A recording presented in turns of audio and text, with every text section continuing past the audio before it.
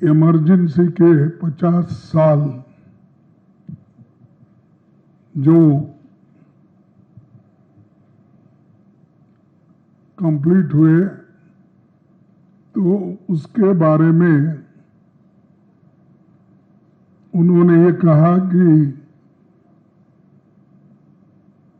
देश के संविधान को और लोकतंत्र को खत्म किया था, उसको हमने फिर बहाल करके इमरजेंसी को हमने खत्म किया और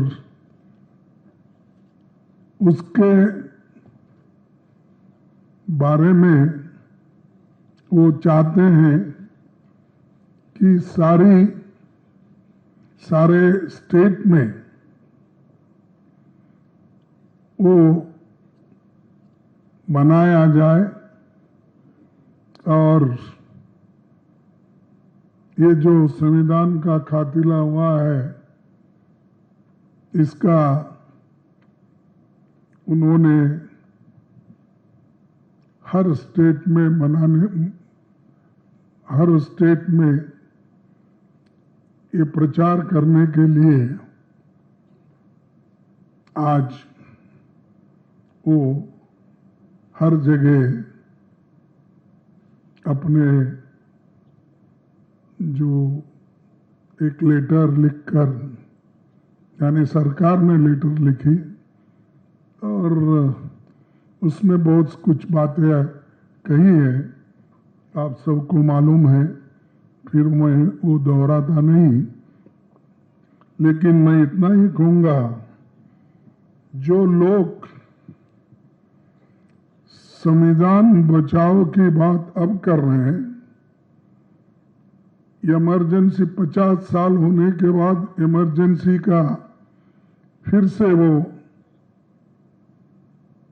बार बार दोहरा रहे हैं, जो चीज को सभी ने भूल दिया था और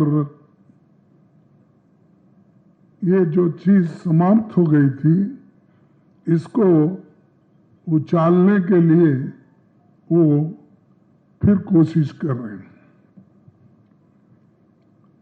साथियों,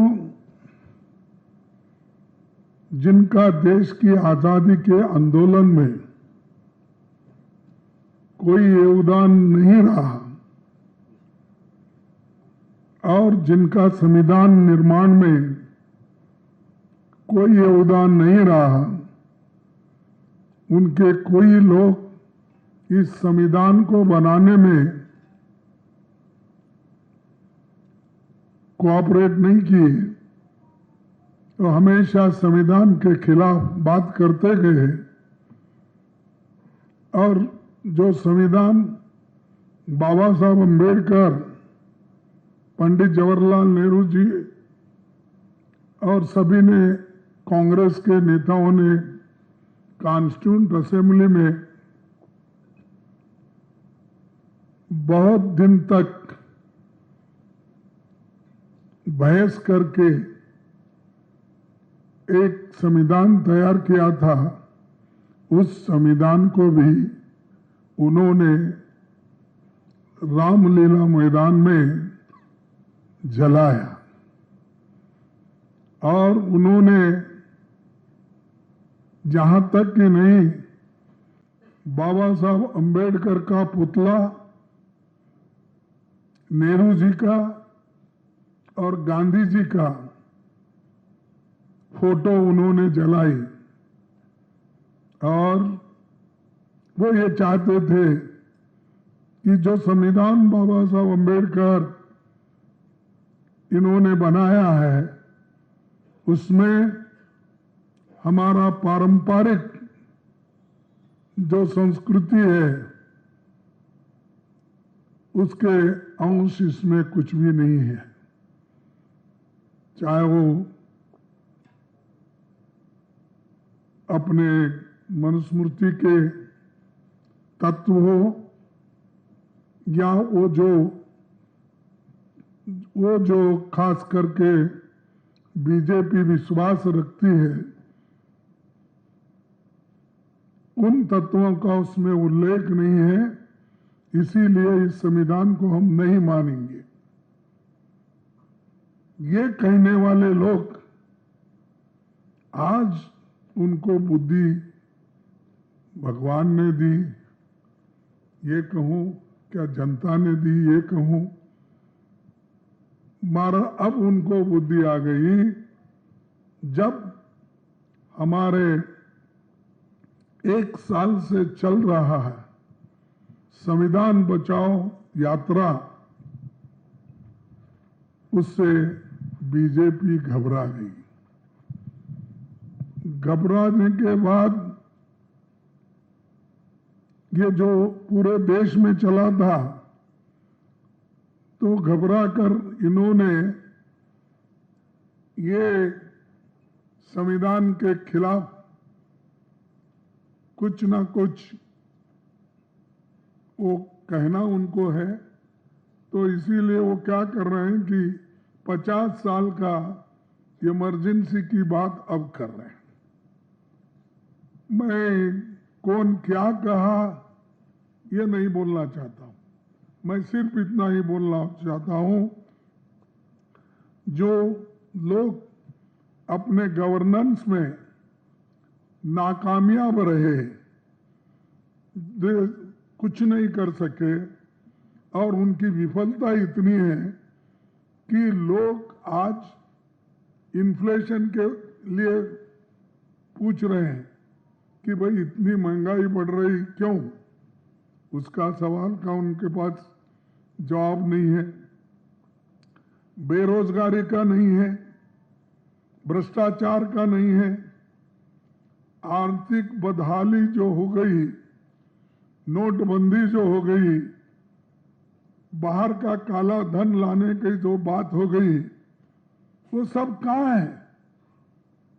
और इनके जो फेल्यूअर्स है, झूठ जो बातें इन्होंने बार बार करते आए हैं, तो उस झूठ को छुपाने के लिए, अपने बातों को छुपाने के लिए वे आज ये नाटक रचे हैं। और उसी के साथ ये लोग गरीबों की भलाई और संविधान के साथ चलने वाले, संविधान की रक्षा करने वाले, मैं ये पूछना चाहता हूं, आप एक तरफ गरीब को गरीब बना रहे हैं, अमीर को और अमीर बना रहे हैं, और गरीब और अमीर के बीच में इतनी खाई हो गई है, इतना गैप हो गया है कि उसको आप कभी भी मिटा नहीं सकते या नजदीक नहीं ला सकते। आज एक विशेष दिन है। आप सभी जानते हैं कि देश के लोकतंत्र पे हमला इमरजेंसी के रूप में, आपातकाल के रूप में आज से 50 वर्ष पहले हुआ था। ये 50th ईयर है, ये 50वां साल है जब देश पर इंदिरा गांधी जी की सरकार ने, कांग्रेस पार्टी ने आपातकाल लगाया था।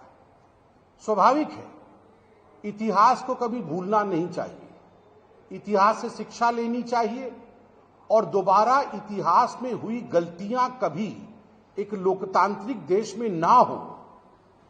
आज भारतीय जनता पार्टी इस विषय को ध्यान में रखते हुए समग्र भारतवर्ष में काला दिवस के इस रूप को प्रस्तुत कर रही है।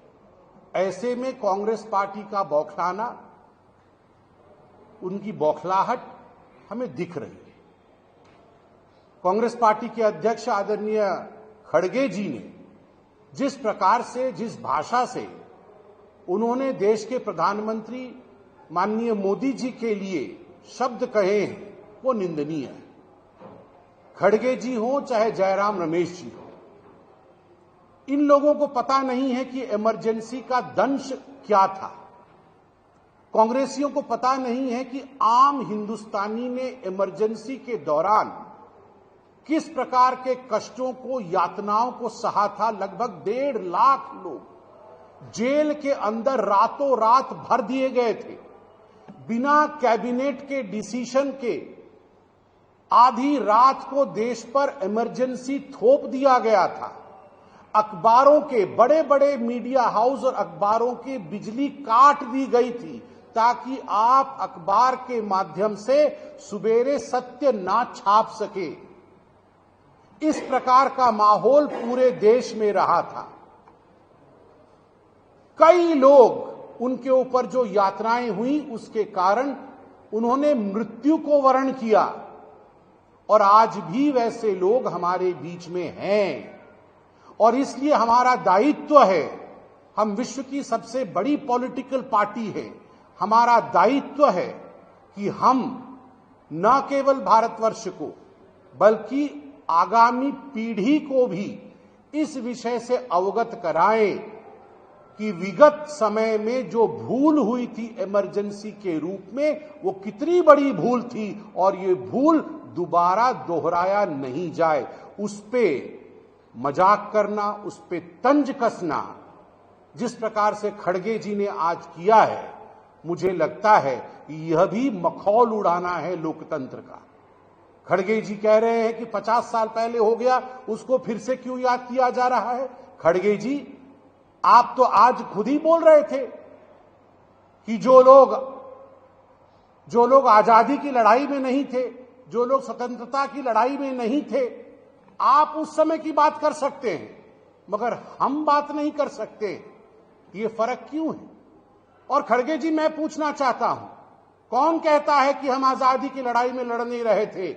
यहां जितने लोग खड़े हैं, चाहे हम बोलने वाले हों, चाहे कैमरे के पीछे हमारे कैमरेमैन बंधु हों, आप सबके परिवार से हिंदुस्तानी होने के नाते कोई प्रत्यक्ष रूप से या कोई परोक्ष रूप से आजादी के लड़ाई में लड़ रहा था। मगर मैं पूछना चाहता हूं, बताइए, आदरणीय सोनिया गांधी जी का परिवार, उनके माता पिता कहां से लड़ रहे थे आजादी की लड़ाई में?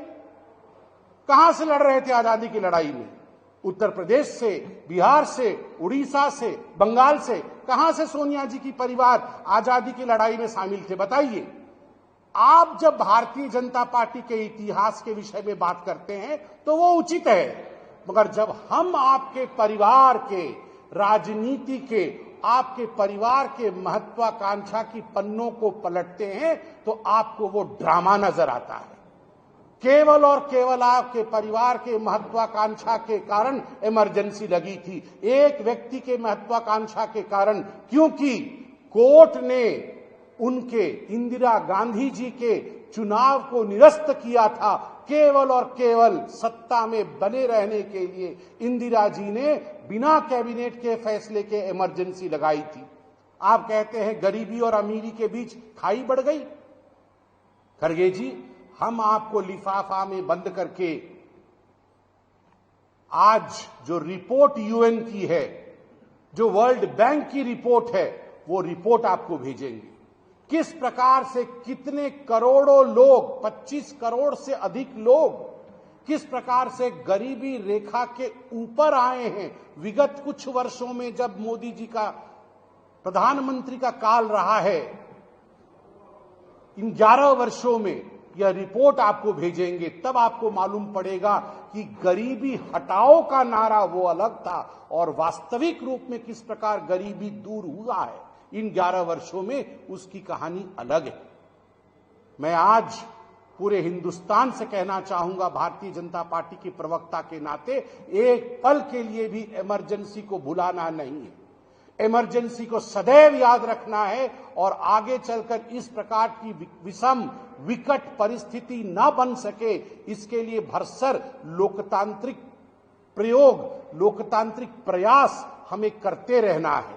और जहां तक कांग्रेस पार्टी का सवाल है, जिस पार्टी में ही लोकतंत्र नहीं है, वो लोकतंत्र का महिमा कहां से समझेगी?